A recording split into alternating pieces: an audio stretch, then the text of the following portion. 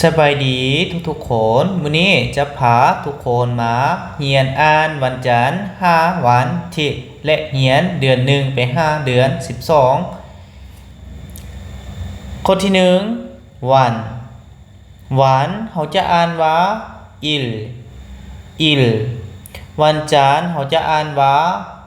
วอดิวอิลเวลาตัวสะกดไปพบกับตัวอแม่เราต้องเอาตัวสะกดขึ้นแล้วก็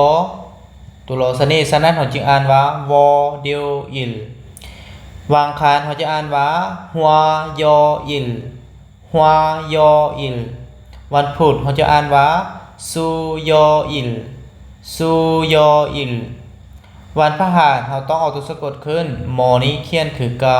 เอาตัวสะกดขึ้นเขาจะอ่านว่าโมคยอิลวันศุกร์เขาจะเอาตัวสะกดขึ้นคำนี้เขาจะอ่านว่าคือมยออิลวันเสาร์เขาจะอ่านว่าทอยออิลวันอาทิตย์เอาตัวสะกดขึ้นอันนี้เราจะอ่านว่าอีดิวอิลมันนี้จะมาอ่านกันอีกรอบหนึ่งอิลวอดิวอิลฮัวยออิลซูยออิลโมคยออิลคือมยออิลทอยออิลอีดิวอิลวันนี้มาเรียนเดือนเขาจะอ่านว่าวอลเดือนหนึ่งมีแต่เอาเลขหนึ่งมาใส่ทางหน้านี่อิลก็คือเลขหนึ่งแล้วก็วอลเป็นเดือนเขาจะอ่านว่าอิลวอลอีวอลก็คือเดือน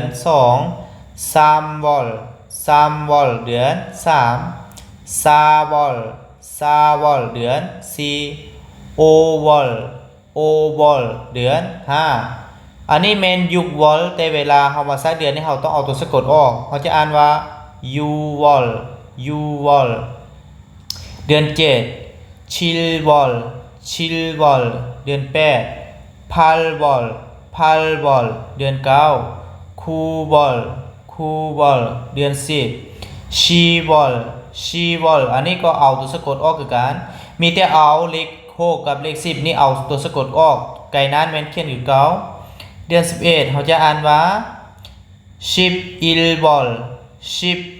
อลเดือน12เขาจะอ่านว่าชิปอีบอลอ่านไกลรอบหนึ่งวอลอีวอลซัมวอลซาวอลโอวอลยูวอลชิลวอลพัลวอล